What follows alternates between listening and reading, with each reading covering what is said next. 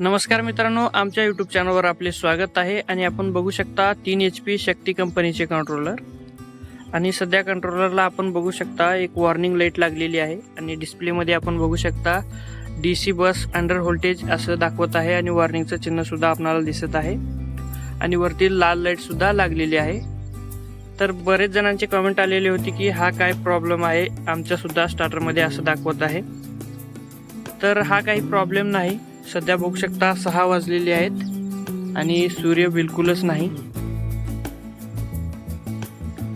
थोडा सूर्यप्रकाश आहे जे की मोटर चालू होण्यासाठी पुरेसा नाही. तर बघू शकता अशा प्रकारे थोडं मोटर चालू झाल्यासारखं पिवळी लाईट लागत आहे आणि ती लगेच बंद होऊन पुन्हा वॉर्निंग लाईट लागत आहे. तर बघू शकता सोलार पॅनल ज्यावेळेस करंट तयार पूर्णपणे करू शकत नाहीत त्यावेळेस अशी लाईट लागते. हा काही प्रॉब्लेम नाही, त्यामुळे घाबरायची काही गरज नाही.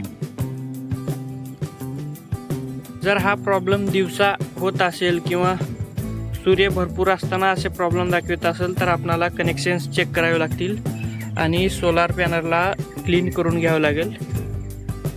मार्केटमध्ये आपल्याला बरेच सोलार पॅनलचे क्लीनर आणि वायपर भेटतात, ज्याचा वापर करून आपण सोलार पॅनल सकाळी लवकर किंवा संध्याकाळी सूर्य मावळल्यानंतर आपण साफ करून घेऊ शकता.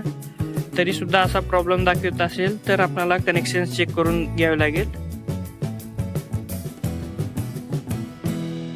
जर तरीही काही प्रॉब्लेम सॉल्व्ह झाला नाही तर आपल्याला रजिस्टर नंबरवरून कंप्लीट करावं लागेल. तर बघू शकता आणखी सुद्धा तसंच दाखवत आहे DC बस अंडर व्होल्टेज.